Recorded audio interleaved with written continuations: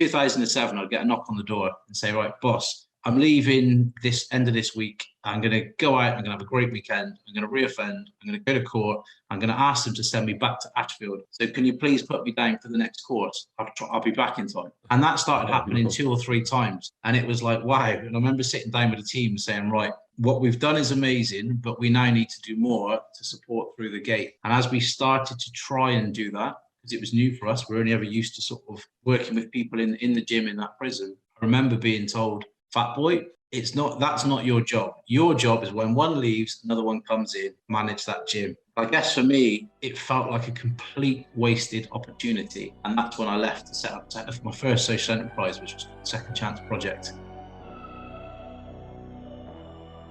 From Coordinate Sport, it's the Drive Phase, a show about sports founders, leaders and experts and the stories behind their business journeys. Our guest this episode is James Mapstone, co-founder and CEO of the Alliance of Sport.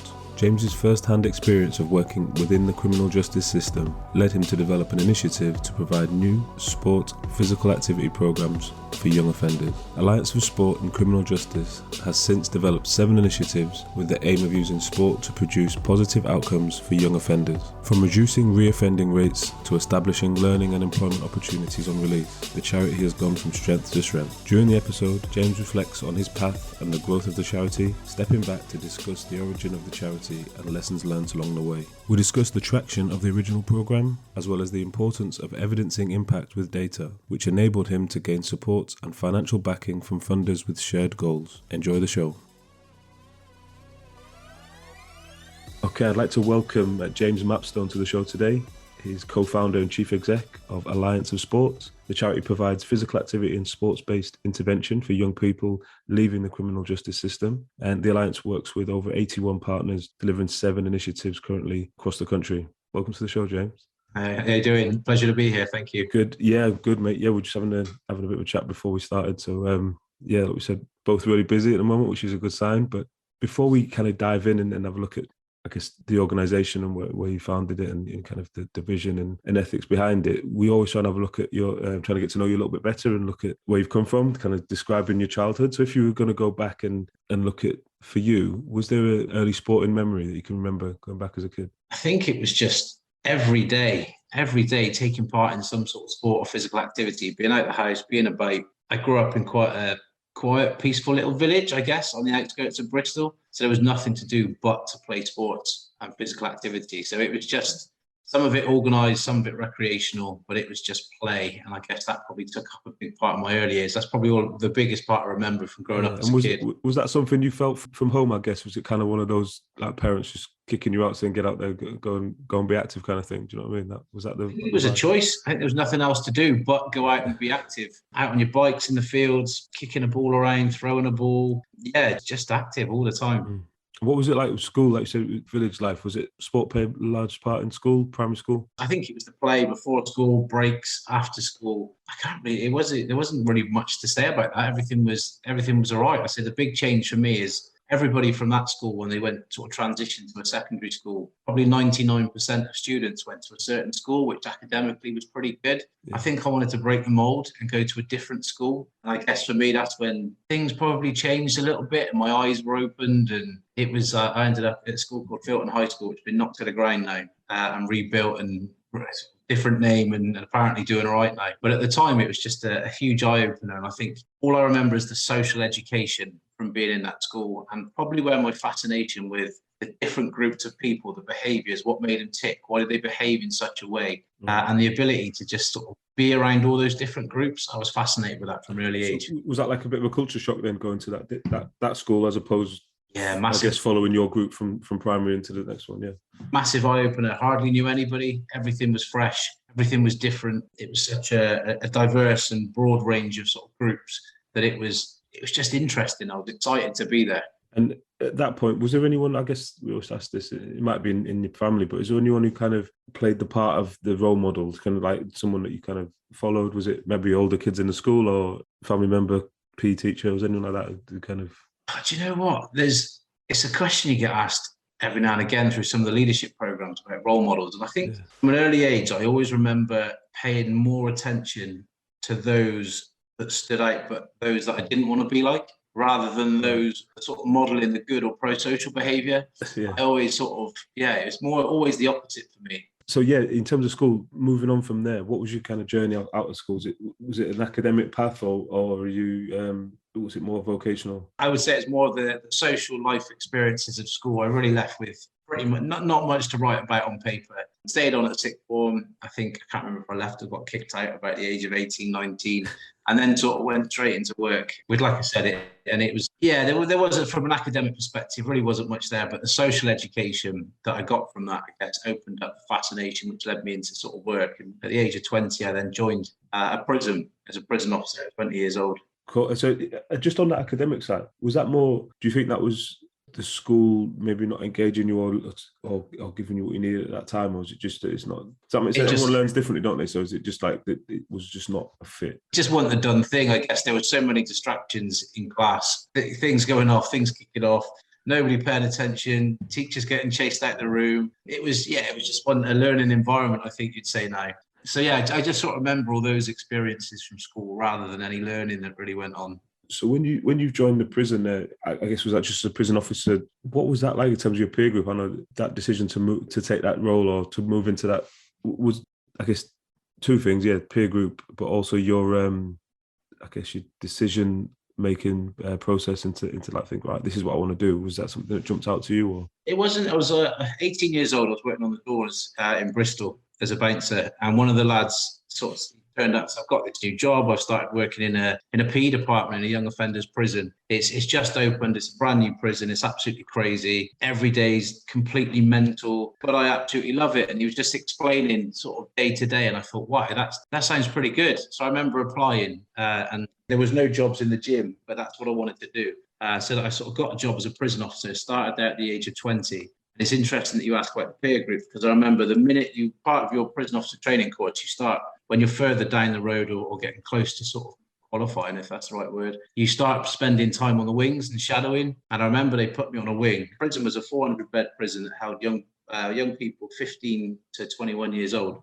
So at 20 years old, they put me on a wing to shadow full of 18 to 21-year-olds. So that was one of my questions in terms of that. Yeah, that age difference is not as well. There isn't an age difference, is there? No, there wasn't. And I remember when we turned up from the first shift, it was a morning shift, and they said, right, a little bit of advice, just walking up and down the landings, try and look at the name cards and remember where they are. You won't remember all of them, but if you have some idea, because everyone will try and play up because you're a new member of staff. And I just remember walking down the wings, looking at the names on the door, thinking, I know that one.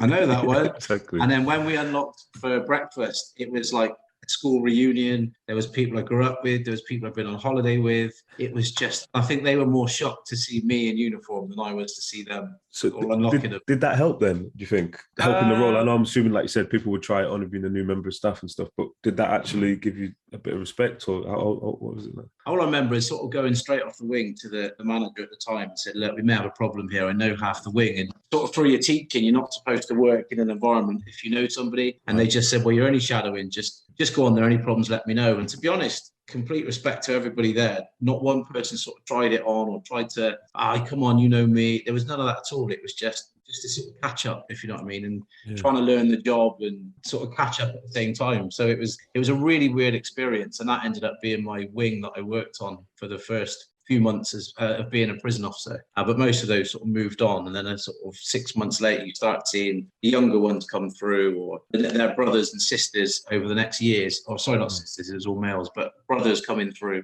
which was all quite odd. And did you ever get into the gym then? Like, obviously, that's what you wanted to do when you initially went. Did you transition into education side or PE side? Yeah, so I was a prison officer for a year, and then I got a job as a physical education instructor. And then about 4 years later, I was physical education manager, so running the department, 9 staff. And that, for me, that was an opportunity to look back and think, right, as a young manager trying to make a bit of a mark, what can we do that's different? What can we do that maybe hasn't been done before? And I remember looking through different prisons or trying to find as much as I could.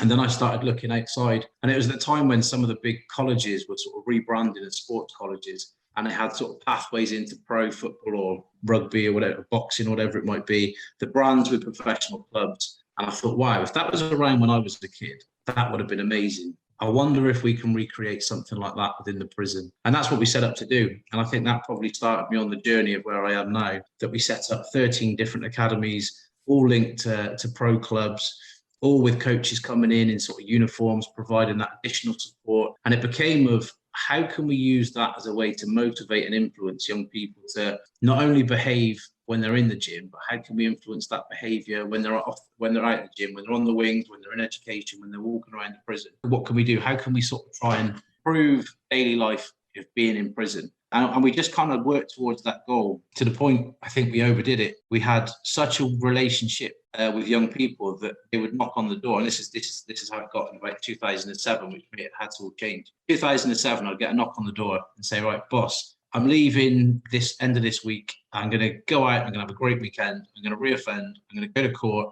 I'm going to ask them to send me back to Ashfield. So can you please put me down for the next course? I'll be back in time. And that started happening 2 or 3 times. And it was like, wow. And I remember sitting down with the team saying, right, what we've done is amazing, but we now need to do more to support through the gate. And as we started to try and do that, because it was new for us, we're only ever used to sort of working with people in the gym in that prison. I remember being told, fat boy, that's not your job. Your job is when one leaves, another one comes in, manage that gym. I guess for me, it felt like a complete wasted opportunity. And that's when I left to set up my first social enterprise, which was called Second Chance Project. And that was it. I got loads of questions. I know when you first started, you said we want to do things differently. So I was kind of imagining the longest yard or something like that, officers versus inmates. But what was it like when you're running the department? What would a PE program look like at that time? Do you know, like, is it just kind of 2 hours a week, come in an hour at a time? What was that? So it was almost like a mini school or a mini college, in that every young person was supposed to have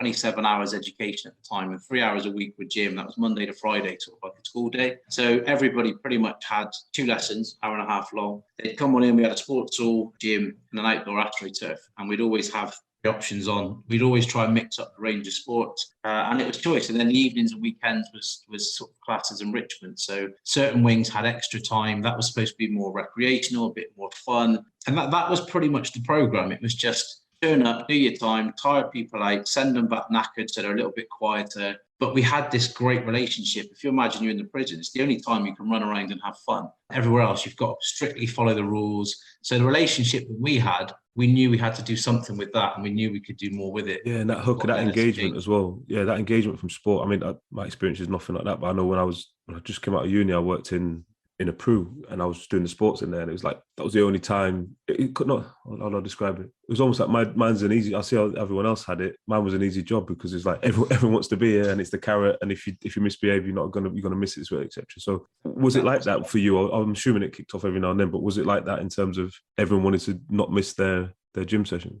I guess there was a small few that would quite happily pick up a suspension from the gym, or it doesn't matter, I don't care. But actually that says more about the child and their experiences, I think, which I know more about now than I probably did at the time. And I think it was only... Yeah, they're normally looking for attention at that point, aren't they? Or something that was lacking, maybe. That's what you're led to believe, or you sort of led... if there's a zero tolerance, real high discipline. You mess around, you're out, not having it, don't come back. See you in 7 days. It was that sort of mentality, which, to be fair, some of the kids really kind of enjoyed and respected, because they knew exactly where they stood. They knew what they couldn't get away with. They could have a bit of fun or a bit of banter with staff and others.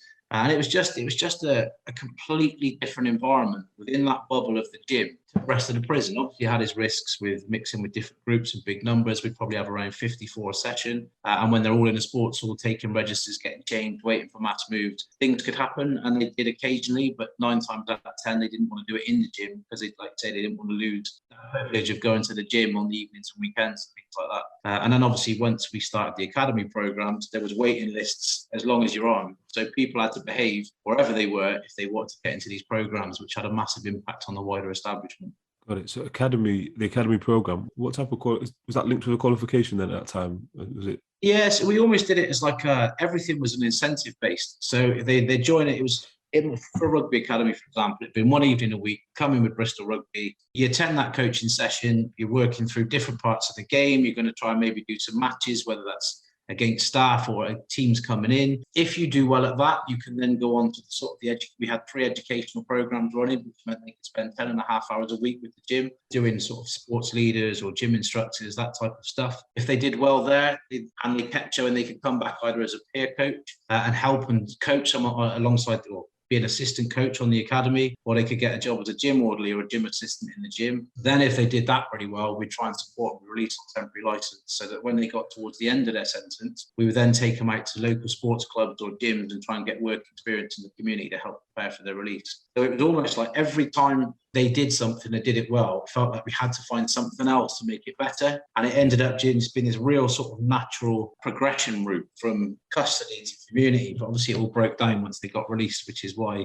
So you got that positive reinforcement like embedded throughout the program, and massive success. So you get into this point now where they're too successful, like you said, reoffending to come back onto the program. So I mean, like you said, you got the team together, and you just at that point you're looking for exit routes or a pathway outside of the prison.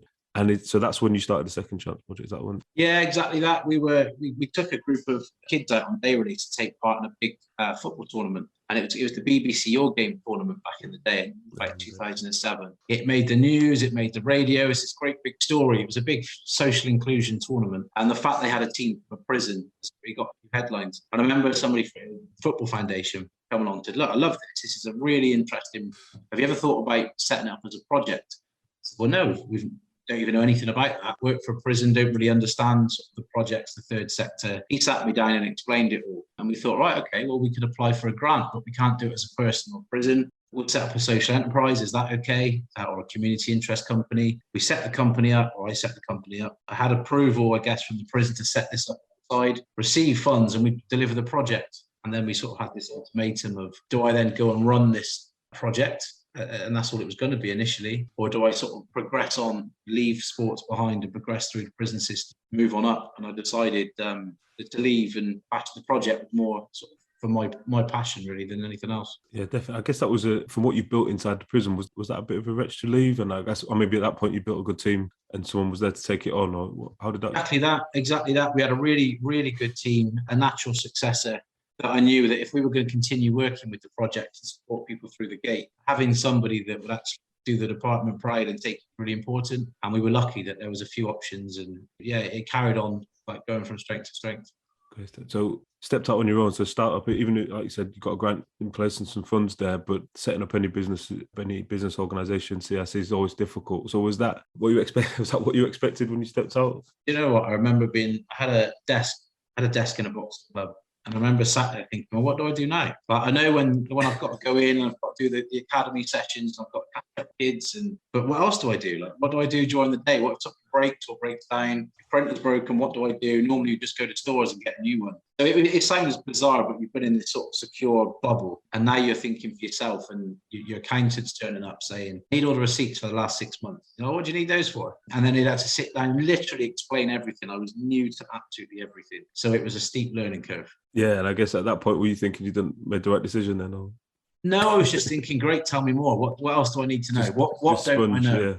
Yeah, and I guess then it was, thought, right, I better start trying to attend some local social enterprise courses and work out what social enterprise is, should be doing. I need to learn from others. So I started reaching out, jumping on courses, and then we were asked to set up by the Football Foundation. We were asked to set up our second programme, and that was involved with Ian Wright Football Behind Bars programme on Sky One.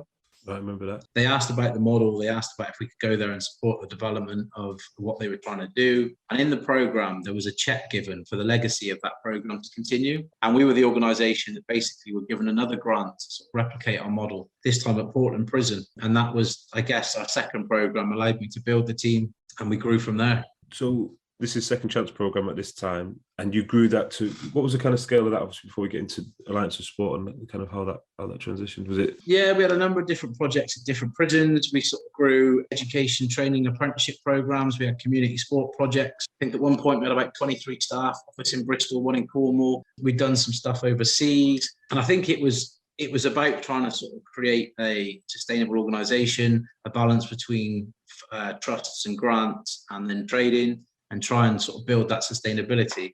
And then I guess as we So did that get more and more difficult then to keep that balance in terms of, obviously funding's always a challenge, isn't it? But to not be reliant on one source, I guess. Yeah, it was a massive challenge. And you sort of review, is it mission drift? But we had a really good team, and we were always trying to make sure that it fitted to the mission. So it wasn't just helping people now through the gate, but it was also preventing people from going in and creating additional opportunities, and always using sport and physical activity as the hook. So that was the sort of business that we grew. And then after a while of delivering projects and building an evidence base, getting lots of academic research or external partners to help evaluate our projects, we went to government in about 2014, and we said, look, we've got all this research, and I think we're still the highest or the lowest reducing reoffending at 6%, which is dated in Professor Rosie Meek's Sport in Chance review. I think, and that was done academic research, people a year out of custody, follow up, ongoing support and mentoring. So as far as I'm aware, it's still one of the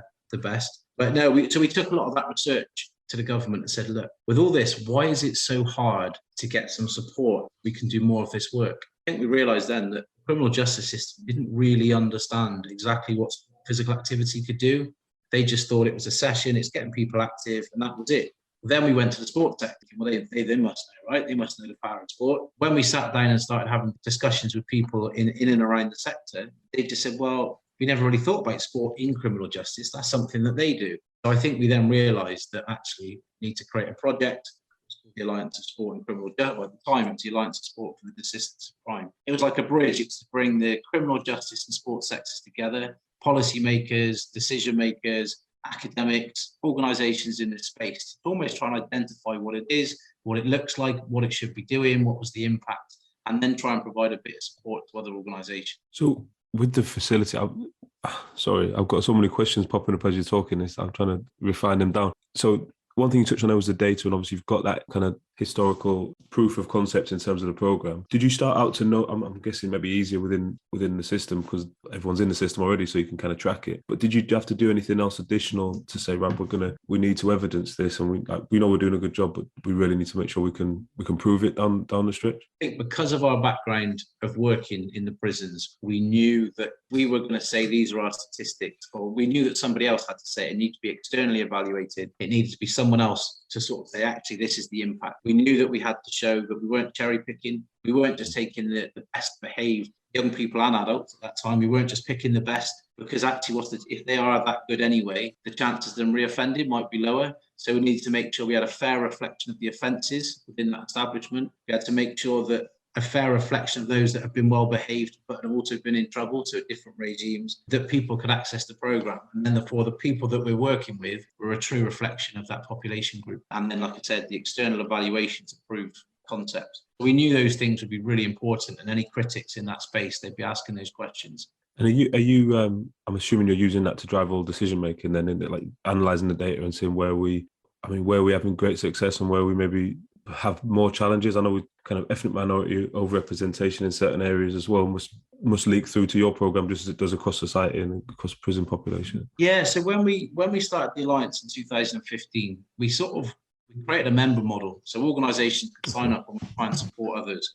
So we did that for a few years, and I think whilst we helped so many organisations, 3 years later, 2-3 years later, the conversations we would have with government are still the same. So we're thinking, right, despite being busy and trying to help everybody, and the feedback shows we are helping, not changing the impact of sport and criminal justice or people's ability or confidence to invest in the sector. But then we knew we had to do it differently, and then we sort of changed our tact, as well as setting the Alliance of Sport up as a charity then, which launched in 2019. But we knew we had to work closer with partners to drive change. And that's sort of where we are now. So in sort of going about that change, setting up the charity, the Youth Justice Board approached us, who've been involved in a number of different of our action groups, roundtables, and said, look, looking at the LAMI review and the issues of overrepresentation that still remain and are getting worse in the youth justice system, we believe sport and physical activity can do more.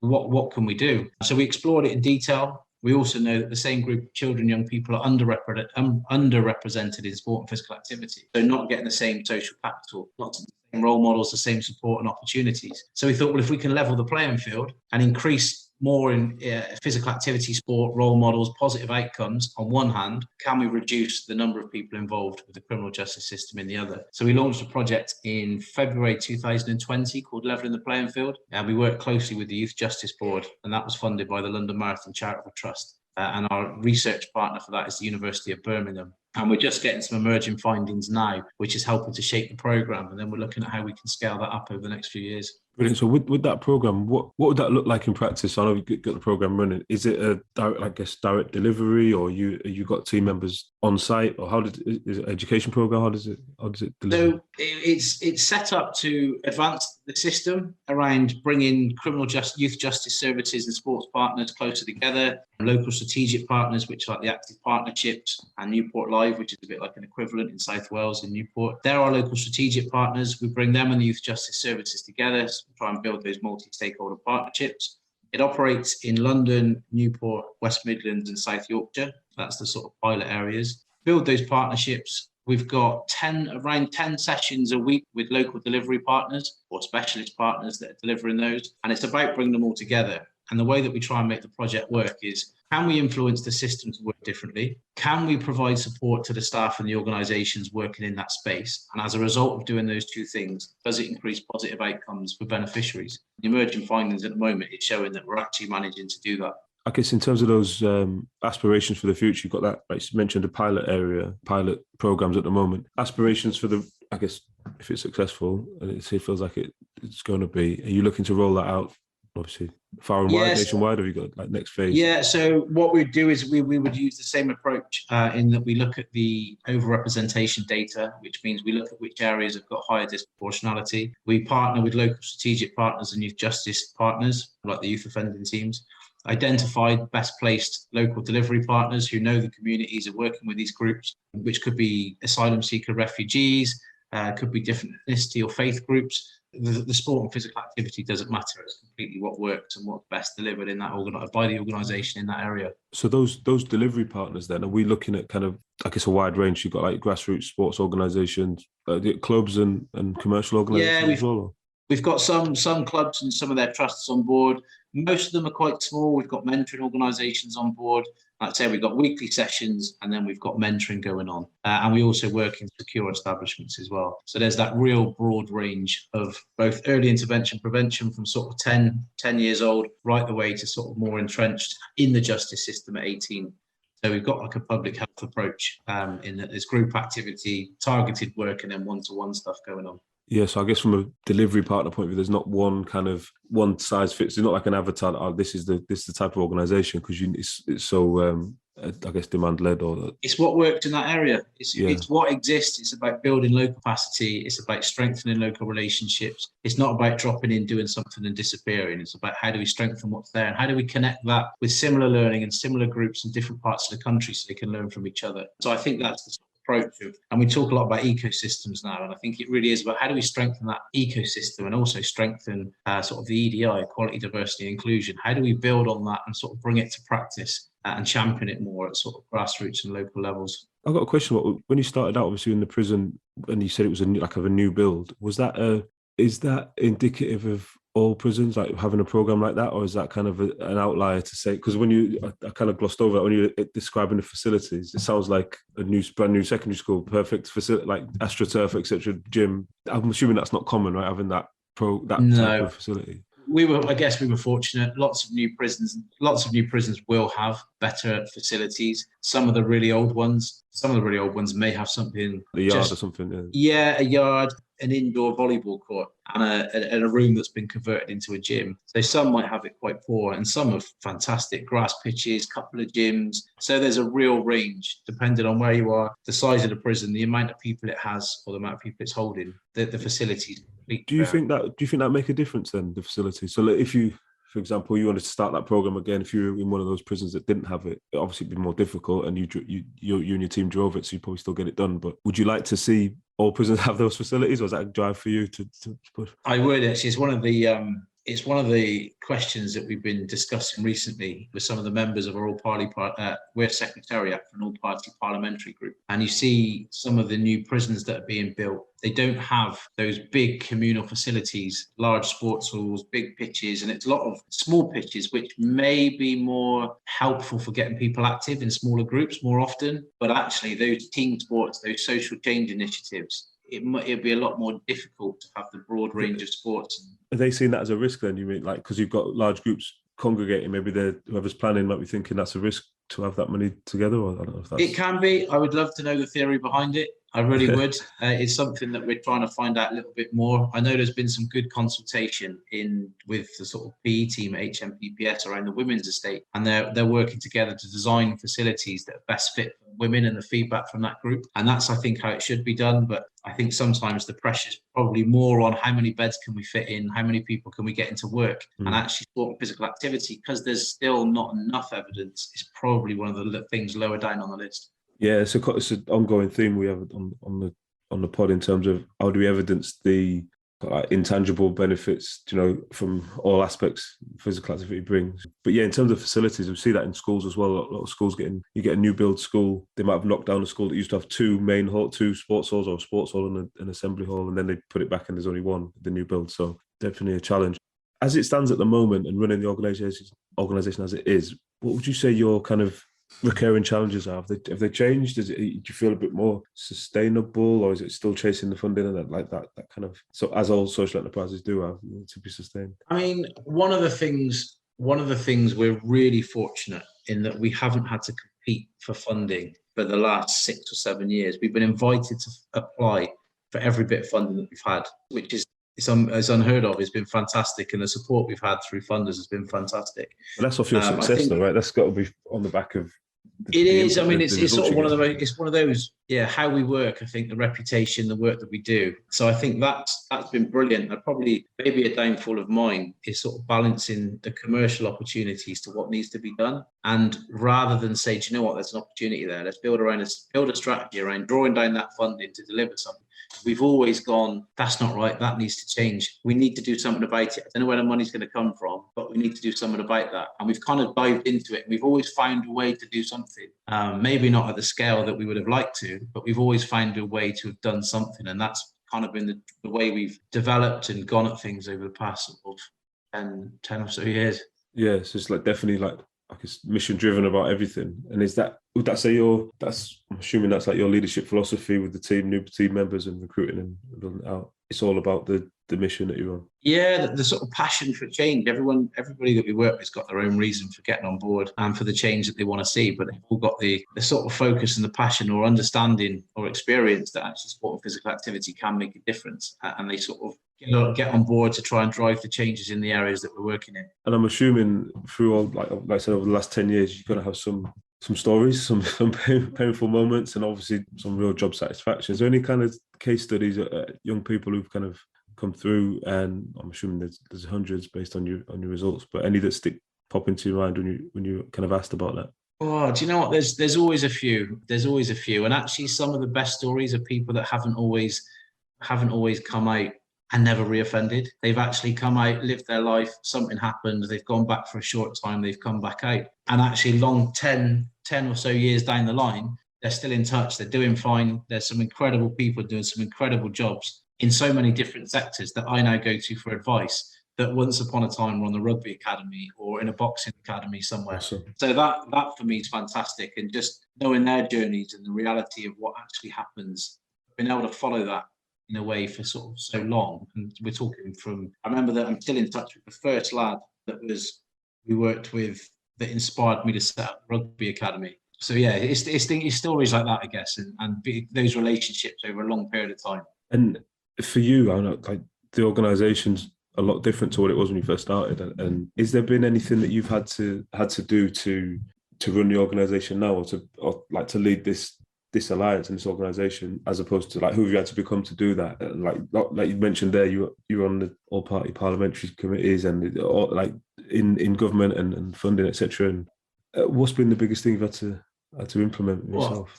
There's once had a couple of mentors from the business community, done very well for themselves, came in to work with us as a social enterprise for 6 months. Long story short, we did loads of stuff. And at the end of the 6 months, they said, you've been brilliant these last 6 months. You've come along. You've come along so far. You should be really proud of yourself. Can I be brutally honest with you? I said, look, the only thing that has really changed in the last 6 months is the way that I can explain what we do to you and how we do it. I said, if you actually look on paper, not a lot has really changed. What you've been able to do in the last 6 months is help me sort of speak your language and explain it to you. And it goes back to the school days of going to a completely new school, completely different groups, being able to speak the language for different groups, whether you're working with people on a landing or a wing of a prison, in a gym, in Parliament. Everybody has their own sort of language, and maybe they're used to speaking a certain language. And if you don't fall into that mold or speak the same language, your voice or your mission can get lost. So I think the having to speak so many different languages, and now we do a lot, say, around government and policy, and learning that has been, or being able to adapt to that so quickly, has probably helped get us where we are now. Yeah, and I think it can go the other way as well. Though.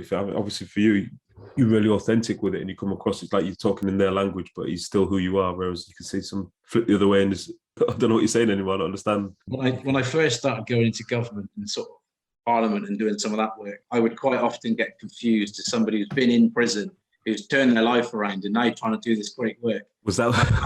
I had to dress a bit differently. I grew my hair back for a little bit. I had a little side parting going on for a bit, and then sort of tried to speak differently, look differently, and sadly the impact was huge. So as soon as I sort of like re-established who we are, why we were there, and what we were doing, and that message was across, it was back to a grade one all over and carry on as normal. But it was sad that I felt like I had to do that, and it was a real decision. But the impact was clear. It was quick. Yeah, well, that's the thing. I guess everyone's got their preconceived ideas, but it's like you said, sad at that level to be received like that. Quick change of lanes from me. I would talk a bit more personal. A couple of questions. You've got a lot going on, background in sport, etc., and PE. Do you have things that you put in place? Because obviously in the environment you're working in as well, maybe not so much now, but when you're in there, a lot of things going on and stresses to manage. Do you have anything that you put in place to kind of manage stress or keep peak performance, look after mental health, etc., to be the best you can be every day? I think from back then, surround yourself with great people. We had an amazing team. We had so much fun doing what we were doing. We always kept active ourselves. We were always, so from a well-being perspective, I know that if I'm active, I can manage my well-being a lot better. I think from a business or from a personal perspective, I think it was a quote from Henry Ford that said, "Whether you're right or you're wrong." Whether you're right or you're wrong, either way, no. I've forgotten what it is. No. If you think you're right, if you think you can do it or you can't, whether you can or you can't, either way, whether you can or you can't, you're right.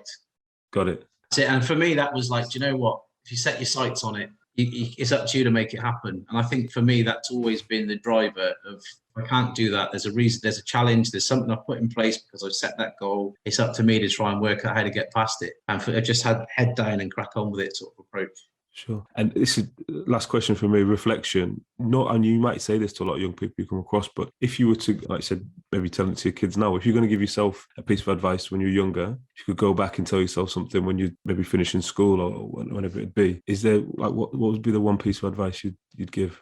My initial response is, would I have actually listened to any advice exactly back then? Yeah, that's the thing. It's a different person back then, aren't you? Yeah, so it's kind of that quote I just used from Henry Ford, whether you can or you can't, you're right.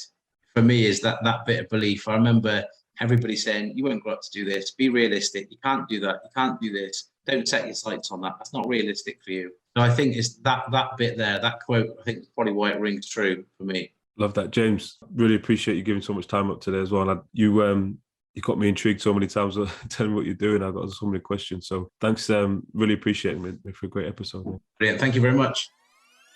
Thank you for listening to this week's show. You can subscribe anywhere you get your podcasts.